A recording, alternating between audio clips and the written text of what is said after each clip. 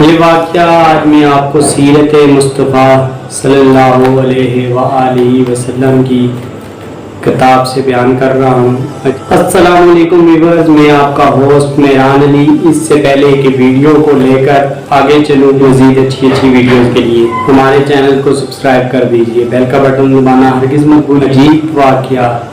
زید بن عمرو سے روایت ہے کہ نبوت سے پہلے ایک بار مشرکین نے جمع ہو کر ایک گائے سوا بدھ کے نام پر قربان کی۔ سب لوگوں کے سامنے بدھ سے آواز آئی کہ لوگوں، وہ وقت آ گیا ہے کہ خدا کا رسول آئے گا جو حرام کاریوں سے روکے گا اور بتوں کی پوجا پاٹ کو ختم کرے گا۔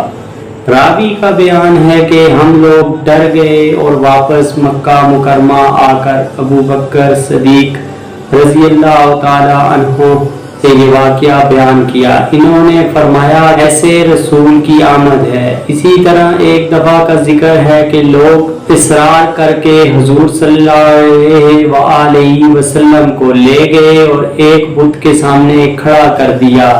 اچانک اس بت کے اندر سے آواز آئی کہ اے محمد صلی اللہ علیہ وآلہ وسلم، میرے سامنے سے دور ہو جاؤ۔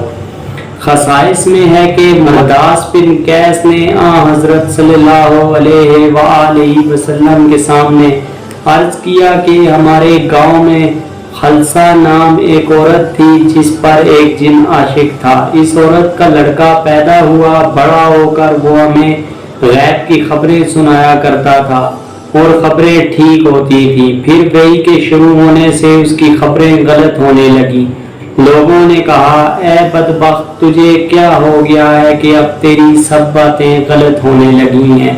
وہ لڑکا بولا خدا جانے جنات پر اب کیا آفت آ گئی ہے، مجھے 3 دن ایک مکان میں بند کر دو، پتہ لگ جائے گا۔ چنانچہ اس کو ایک مکان میں 3 دن بند کر دیا۔ چوتھے دن جب دیکھا تو وہ انگارے کی طرح جل رہا ہے اور اس نے بولا کہ سرداران انبیاء صلی اللہ علیہ وآلہ وسلم مبعوث ہو چکے ہیں، اس لیے اب آسمانوں پر کوئی جن نہیں جا سکتا۔ لوگوں نے پوچھا وہ نبی کہاں ہیں؟ بولا مکہ مکرمہ میں۔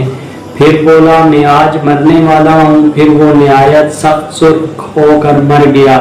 یہ کہن جن کا بیٹا تھا۔ جی تو ویورز، میں آپ کا ہوسٹ میران علی مزید وقتاً آپ کے لیے اچھی سے اچھی ویڈیو لے کر حاضر ہوتا رہوں گا۔ اپنا اور اپنے جانے والوں کا بہت خیال رکھیے گا۔ فی امان اللہ، اللہ حافظ۔